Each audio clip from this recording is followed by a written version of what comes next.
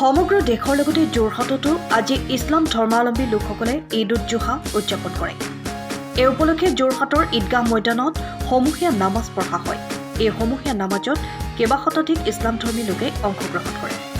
সমূহীয়া নামাজত ইমামতি কৰে পুৰণি বালিমাত মছজিদৰ হাফিজ মোবাৰক আলীয়ে। প্ৰথমে যোৰহাট ঈদগাহ সমিতিৰ ফালৰ পৰা যোৰহাট কেন্দ্ৰীয় ঈদগাহ সমিতিৰ ফালৰ পৰা সমগ্ৰ অসমবাসী তথা আপোনালোকৰ সকলো সংবাদকৰ্মী সকলো হাউচৰ সকলোজন ব্যক্তিলৈ আমি ঈদৰ আন্তৰিক শুভেচ্ছা জ্ঞাপন কৰিছোঁ।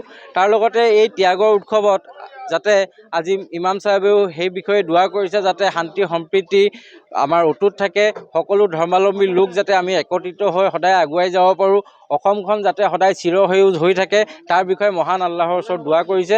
আৰু আমিও এয়াই কামনা কৰোঁ যে আমাৰ সমাজখন যাতে সদায় এনেধৰণেই শান্তি সম্প্ৰীতিৰে যাতে বৰ্তি থাকে, অসমখনত যাতে সদায় কোনো ধৰণৰ অমংগলীয় যাতে সকলো কাৰ্যৰ পৰা অসমবাসী যাতে বিৰত হৈ থাকে। আৰু তাৰ কাৰণে আমি মহান আল্লাহৰ ওচৰত আজি দোৱা কৰিছোঁ আৰু ইমাম চাহেবেও দোৱা কৰিছে। তাকে আমি কামনা কৰোঁ যে অসমখন সদায় প্ৰগতি পথত যাতে আগুৱাই যায়।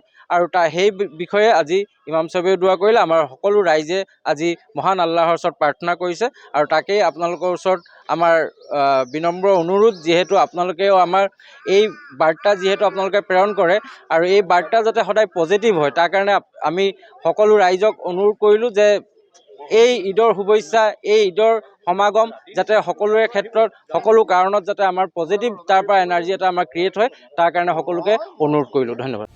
সময়ৰ খবৰ সময়ত পাবলৈ ফ'ল' কৰক টাইম অফ আছাম।